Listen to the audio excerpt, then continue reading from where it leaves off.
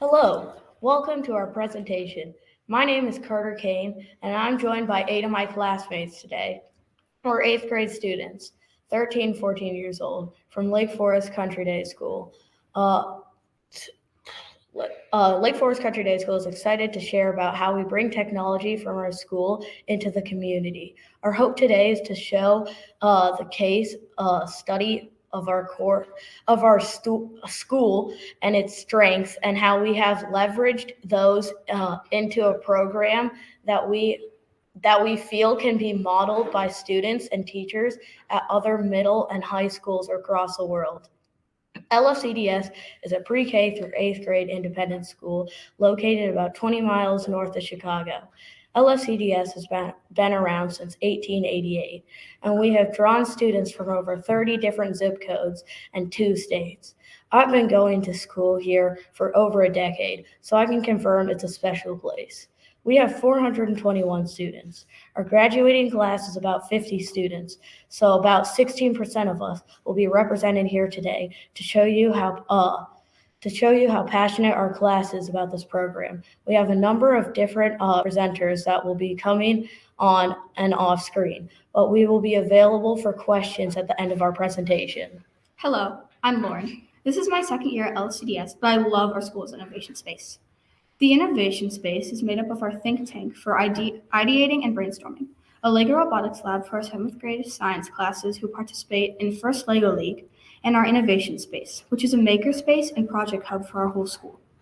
This place has everything, from laser cutters, 3D printers, button makers, hot glue guns, and most certainly messes. The Innovation Lab, or as the students call it, the iLab, is a 2,600 foot large space for innovation. Our school runs multiple classes out of this space, including our design innovation class for grades 7 and 8. We have learned to create video games for competition, help design and create the garden around a new greenhouse, and learn how to code our own games. Our younger students have also have quarterly innovation and technology specials based out of our iLab. Our teachers also sometimes design big projects that are run out of the innovation space. Last year, we created documentaries on the U.S. Civil War using props built out of the innovation space. Every 5th through 8th grade student is also invited to participate in an innovation design challenge where LSDS alumni return to campus and mentor us.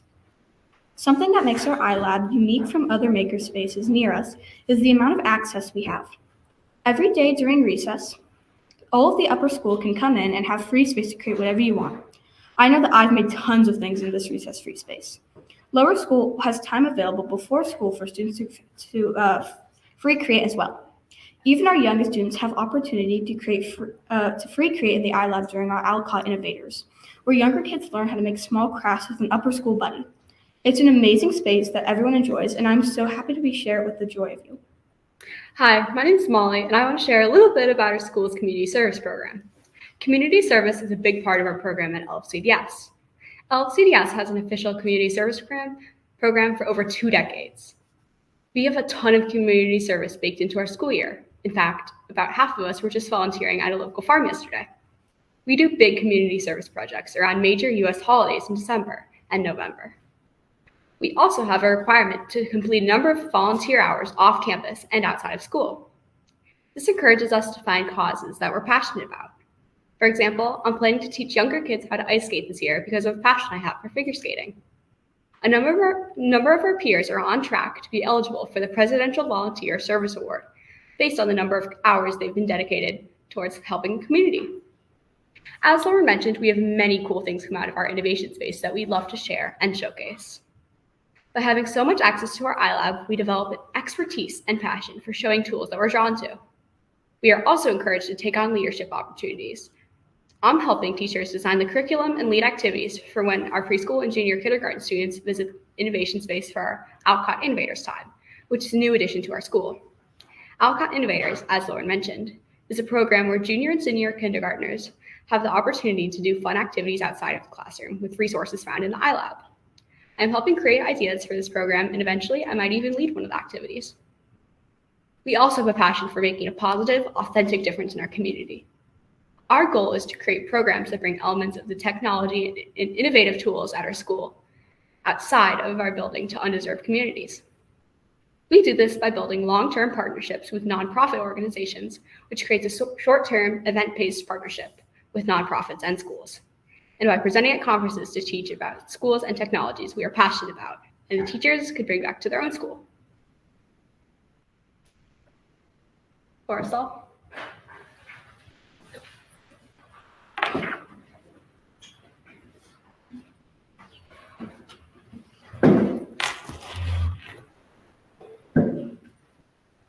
Hi everyone, my name is Taylor Mursall. And my name is Emma Castro.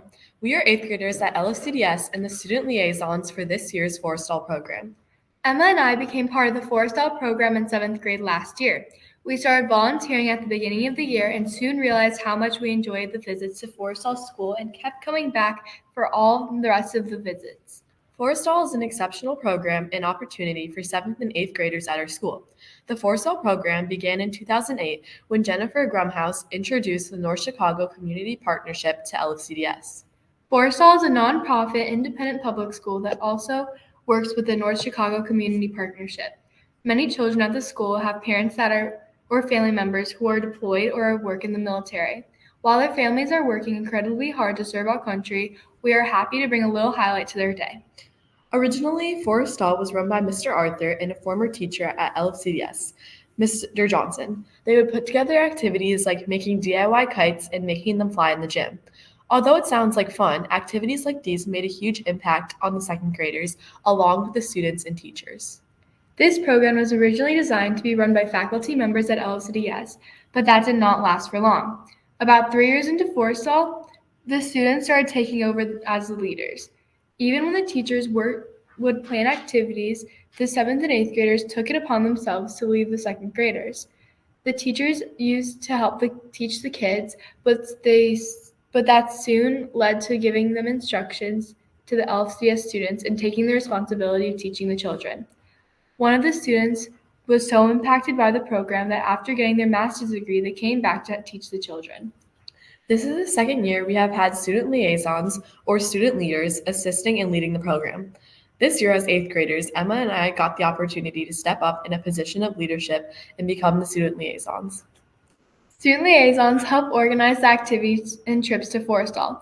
They start by emailing the 7th and 8th grader class to see who can attend. If someone can't make it or if we need an extra person, that is up to us to figure out the situation. One responsibility we have fulfilled already is making sure that everyone turns in their permission contacts before the due date. We would go to each advisory and ask if they needed any papers regarding Forrestal or they had any questions. Later in the year, we will help the faculty members who are organizing the activity. That means we help gather materials, send emails, give input, if that's what the administrator needs. We are both very excited to work together and with teachers to organize and plan our monthly trips. Now a little about what Forrestal is. Forrestal is an opportunity for 7th and 8th graders at our school to participate in monthly visits to Forrestal School in North Chicago and work with 2nd graders after their school day. Each visit, a group of Lake Forest Country Day School students get on a bus and we take a short drive to the school. We visit once a month, and every month a new teacher or administrator joins the group with a lesson or activity for the visit. We have had everyone from science teachers to our head of upper school to head of school participate in the activities. Working with these teachers to create an activity for the students to enjoy is one of the many responsibilities we have as student leaders. I think I can speak for both of us when I say that working with these students has certainly been a very rewarding and memorable experience. We have witnessed a wide variety of activities and subjects last year. They have ranged from learning Spanish with Ms. Caldwell to ping pong catapults with Mr. Melton. The activity I found most memorable was learning about kinetic energy with Mr. Robnick. During this activity, we used tinfoil and PVC pipes and created kinetic energy by rubbing PVC pipes on each other's heads, which the kids greatly enjoyed. During visits, we worked together with the 2nd graders to help them with the projects during the day, which was fun all the time.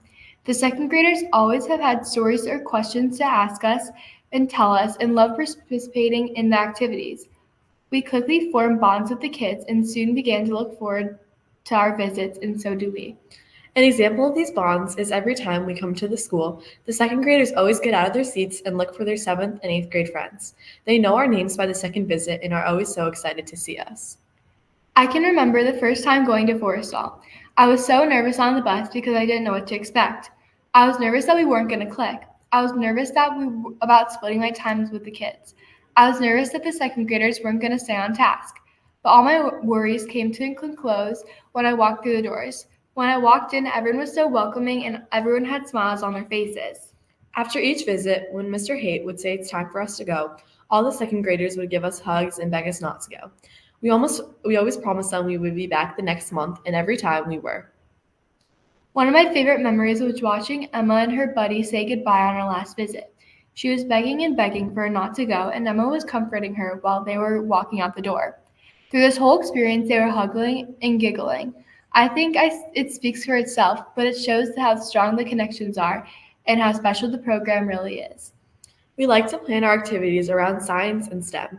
We feel that by creating fun projects for the kids to enjoy that also help them learn something new is a great way to teach the second graders science engagingly and memorably. An example of this that stood out to me the most, which I felt taught the kids something new about science, was when we got to experiment with water droplets on different surfaces and how they interacted with each other. We worked with the students to help them come to conclusions about what was happening and why. Many students thought it was very interesting to watch how the water droplets absorbed into certain surfaces and not others, and how they would bond together and slide around. During this lesson, the students learned something new, but in an interesting way they will always remember. Another example of how we use science in a fun and interactive way was when we had our head of school, Mr. Melton, join us for Newton's first law of motion. He did this by giving us a demonstration with an air cannon. When he first showed us to us, I thought it was just a toy, but when he explained how the mechanics worked, I found out that I was learning something as well. Some of our activities also teach students other skills, such as building languages and creativity. Multiple visits have activities that consist of constructing something for the purpose of the lesson. One time we did this when we were building kazoos with plastic straws, rubber bands, and popsicle sticks. Not only was just fun and making our own musical instrument, but it also taught the students by building and crafting skills that provided them with necessary knowledge if they ever needed to make a kazoo at home. Another time when we visited the school, we helped the students in making their own coat of arms. Students received an outline and symbols with meanings. During this activity, it was great seeing the second graders reflect and portray their interests and character traits through their drawings. One last example is when we had our Spanish teacher, Mrs. Caldwell, teach us a lesson. She taught and assisted us how the second graders learned some new Spanish words. I know they loved being able to say they knew how to speak Spanish. In conclusion, we believe that Forrestal is not only an amazing way of bonding with younger students from different communities, but also bringing science and STEM concepts from our school to other schools and students. And not only teaching the second graders something new, but us learning something from the activities also. We are so excited to be participating in the leaders of this year's Forrestal program and are so grateful to be part of the opportunity that this is, and that will always have a positive impact on the kids we work with, and just as they will always impact the students with their love of learning. Thank you all for listening to our presentation. We hope you enjoyed. Thank you all.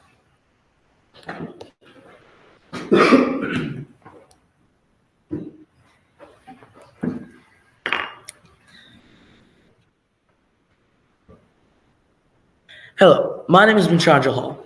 I'm going to share about our Mobile Innovation Space program. The format is pretty simple. Lake Forest Country Day School brings a mobile makerspace to you.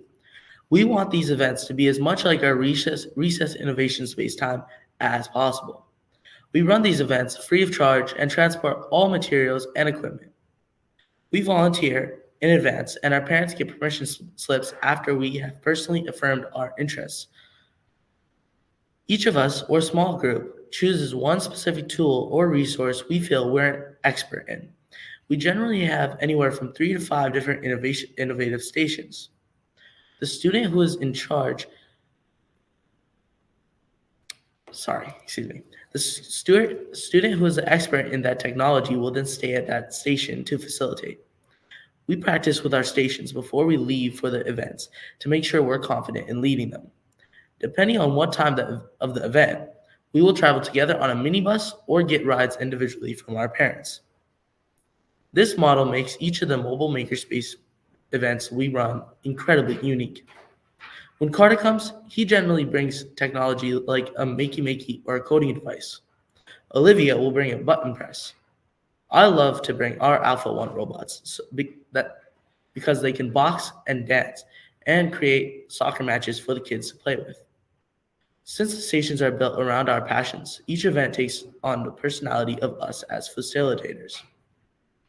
Attendees can move freely from the station to station, so sometimes we don't even see all the kids attending if they get completely drawn into a station. The organizations we partner with have been tremendously diverse. We've worked with the Boys and Girls Clubs, public libraries, neighborhood after-school programs, and a domestic violence shelter. We've returned to most of the places we've brought our mobile makerspaces to, some more than others. We adjust our program to fit our partner organization's needs. We've run events for an hour after school or even for 4 hours on a Saturday. Even if it's outside a school day, some LFCDS middle schoolers are generally available to make it work. The best feeling is when we return to a place and see how excited the kids are to see us. Finding partner organizations can be a little tricky since our program has an unusual model being student-led. Our teachers have had the most success going to volunteer fairs and meeting with with organizations representatives face-to-face with flyers rather than by phone or email. We're fortunate to be in an area with a ton of great nonprofits and public agencies nearby for us to seek as partners. Something we're thinking about doing in the future is applying for grants so that we can leave some technology kits at the programs we visit so that the children at our partner organizations can have expanded access to technology even outside of our makerspace times. Hi, my name is Olivia, and I'm going to be talking to you about maker fairs. Maker fairs are another way that we share access to our iLab with others through maker fairs. Maker fairs are conventions originally established by Make Magazine in 2006. All participants have a wide variety of interests, such as robotics, 3D printing, computers, and arts and crafts, and even more. They all individually and uniquely share their interests and activities with others. It's a collection of people, both kids and adults, sharing their passion for creation. Some of the maker fairs our school has gone to in the past include Minicon Maker Fair, NIU STEM Fest, and Viking Middle School Fair. We loved every visit. Running a booth at the Maker Fair feels much bigger than our mobile makerspace events that have at most 30 attendees. Each time we've been at a Maker Fair, we've had over 100 people come by and make with us. Unlike Mobile Makerspace, where we bring a half a dozen different tools and stations, for our Maker Fair booths, we focus on a single booth of skill, and we have over a dozen of students supporting the station, so we can have as many people as possible make at one time. Something that separates our booth from other booths is that our booth is completely free to participate in. Many creators rely on maker fairs to make a living. While we attempt to volunteer and connect with the community, this makes our station much more accessible than others. At our most recent maker fair, we ran a station.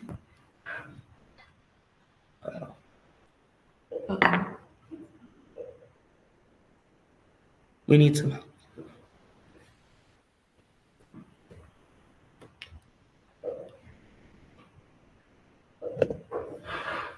At our most recent maker fair, we ran a station having people work with nanotape.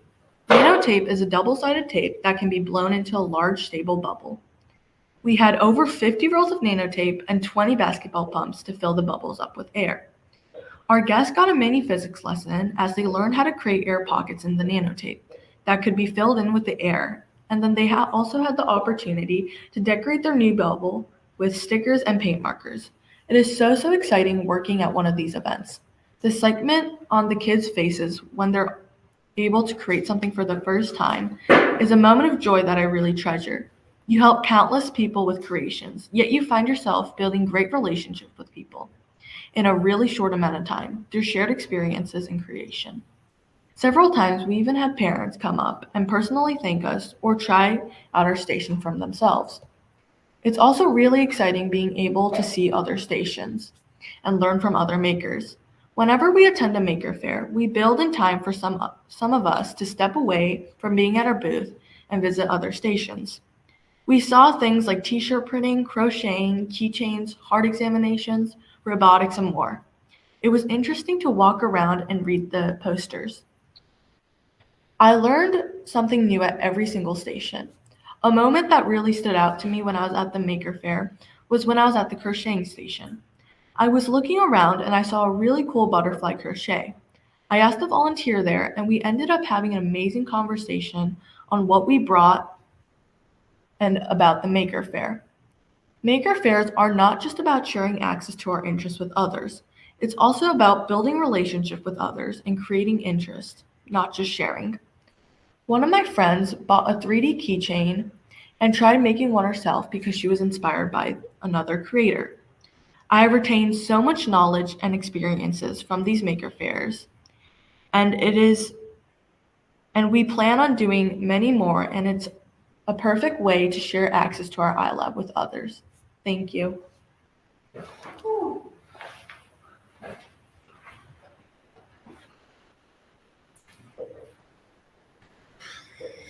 Hi, I'm Julia. Hi, I'm Tessa. We're going to talk to you about how students from our school frequently present at conferences. An emphasis at LFCDS is public speaking. From 4th grade through 8th grade, we have opportunities to lead in weekly community meetings for our entire school. Public speaking is also a big part of English class for us. Each year, 5th through 8th grade students participate in the Robbie Birmingham speaking competition, where we write and deliver speeches to our school community. Presenting at conferences was a natural extension of our program. We're fortunate to have an EdTech community in Illinois that is incredibly welcoming to student presenters. Over the years, LCDS students have presented at conferences such as the IDEA Northern Suburbs MiniCon, IdeaCon, NEIU, and Columbia College STEMFest, and the students involved with Technology Conference. For most of our conferences, teachers will tell us about an accepted proposal and solicit interest in presenting. The proposals were written with students at our school in mind, so they're generally easy for us to create. Some of the challenges with conferences are that most happen during our school days, which is hard for us to attend.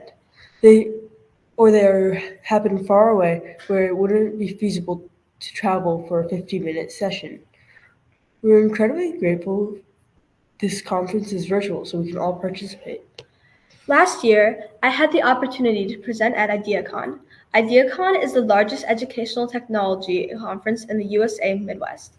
Along with 7 classmates, I shared about how we utilize the design cycle in our design and innovation class. Our presentation was a poster session where attendees could move freely from session to session and stop to talk to us if they were interested. I showed attendees a detailed sketch of a garden that went around the outside of our school's greenhouse and a 2-minute film I made that was submitted to the GEG Film Festival. The 8th graders who attended showcased the turn signal they designed for a bicycle and wearable pieces of technology they had also designed. Multiple teachers requested copies of the design cycle from us and curriculum that we were using in class to bring back to their schools. Although we weren't working directly with kids from other schools, it could be making an impact in their classroom right now. I presented at multiple conferences in my time at LFCDS, including the NICE mini conference, where I demonstrated the Hummingbird Bit microcontrollers, IdeaCon, where I presented on a Mobile Makerspaces, and most recently at Student Advocacy Day.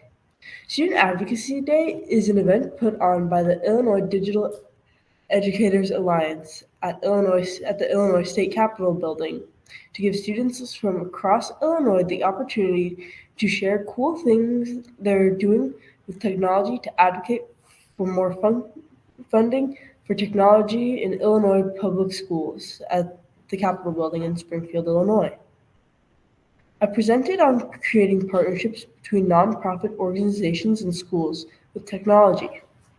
I drove 3 hours to Springfield to meet with Shakia, who attended Roberti Community House.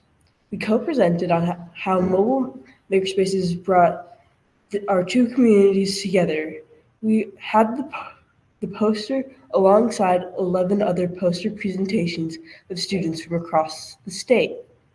We got to meet with our state senator, Julie Morrison, who learned all about our program. Although we didn't have a chance to meet with State Representative Bob Morgan, he is hopefully planning to visit LFCDS in the near future to meet us and see the other cool technology projects on our campus. Now we would like to cede the floor to all of you. What are some things that you can bring to your community? We would like to workshop this in breakout rooms. So Ms. Gray, could you help us get people in breakout rooms?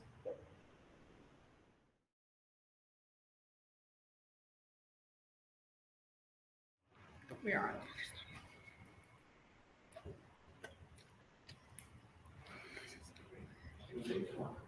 Hi. Hello. Do any of you guys have any questions for us regarding our presentation? We can elaborate on anything. Yeah.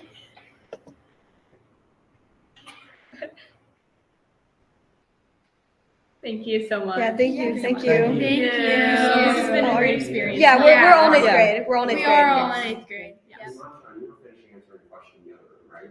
Yeah. You want to finish that answer here?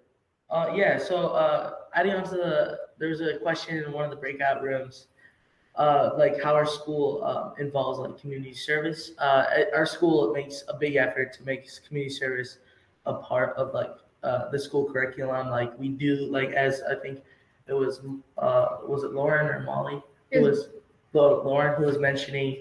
We went to Alamo Farms yesterday, so we do a lot of community service stuff, a part of our curriculum, like in general, throughout the school year. I think we also need 10 hours to graduate this year. Yeah.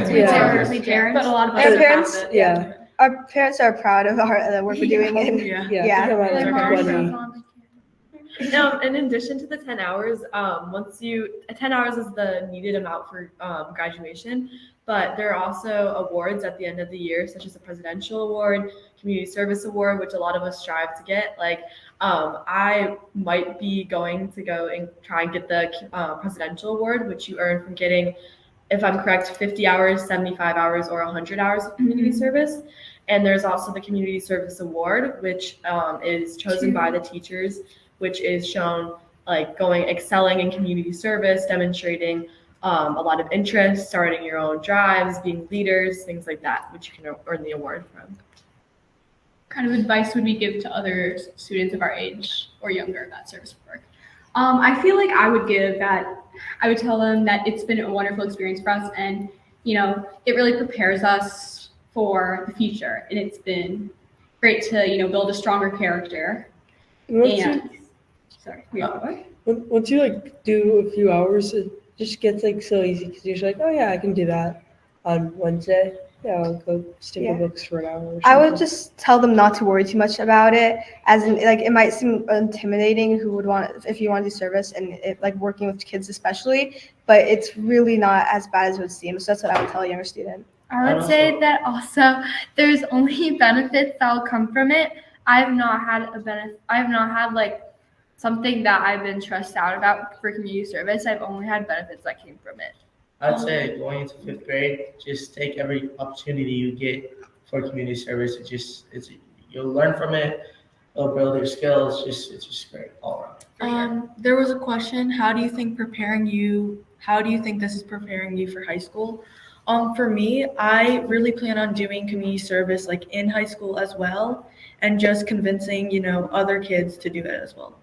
Yeah, I agree. Yeah. Also, I've been a lot of community service this year, and I know that community service is helpful for later down in the road in high school. For colleges, community service is helpful and looks good on admissions if you're trying to get into a higher level college. And I think by doing almost that level of community service now, it makes it a lot easier and a lot less intimidating for us to do in high school and a lot less stressful, and also helps us kind of get connections to community service, volunteer organizations, and opportunities so that we can use those same connections and abilities in high school. Yeah, for sure. It also kind of makes you kind of understand who you are and and like what you enjoy doing. And I think that could also apply in high school too. and you can like see what you enjoy, and for like after school activities and stuff like that. In community service, you can see like what you want to bring kind of to your community. And to answer the question, if you get your name on the board in the lunchroom, you do, and the plaques are still there. Yeah. Yes. Yeah. Yes. I do that. Yeah, they do. Is that for community services? Yeah. Yeah. Like the Roberti. Any other questions? My name is not. Yeah. It's all Do you right. have other community service projects that you would like to try yourself? Oh, actually, our Spanish teacher mentioned this. About 20 years ago at our school, we had there was this child who went here who had grandparents at a senior center, so he would try to get groups of kids who are musically talented to perform for them. And I think some people were thinking about starting that up again. Yeah, and in addition to that, I've done this before, but like making holiday cards to bring to hospitals or animal shelters or elderly homes, I think are really fun activities that I hopefully would plan to do this year, because I think it's really beneficial to the community and a lot of people really appreciate it. And I think a lot of other people would also enjoy doing that activity too. Our Spanish teacher is Mrs. Caldwell. Yeah. Yes. Her name is Mrs. Mrs. Caldwell. She's very sweet. But yeah, she has been teaching at the school for a while, so Yeah. it is a possibility. Where are you located? We're located in a suburb of Chicago. Lake Forest. Lake Forest Country It's about Day like School. 20 miles north of Chicago. Yeah. Oh, that's her? Oh, that's so That's nice. her. I love that. We love to tell her. Yeah. We knew her. She's so sweet. We'll I love her mention so your much. name. She's awesome. Yeah. Any other questions? Anything we Just a missed? second. Sephora just I mean new. Oh, Okay. that's Okay. awesome. We'll Yeah, we'll definitely let her tell know. her. Yeah, we'll have to let her know. Yeah. Thank you so much Yeah, for thank you so logging in much. and sharing the time with us. Thank you so much. Thank you for asking these wonderful questions. Great job, everyone. As an alum of the Forest Country Day, I am really proud of you guys, and I think this is you exemplify what us educators are trying to do for students, and your teacher Greg McDonough is doing a fabulous job, and kudos to everyone there, and thanks for coming and doing this, and hopefully you'll repeat this for our next conference, which is coming up in November. But thank you again for coming and doing a phenomenal job, and your parents must be so proud of you. Thanks a lot. Thank you. Thank you. Thank you.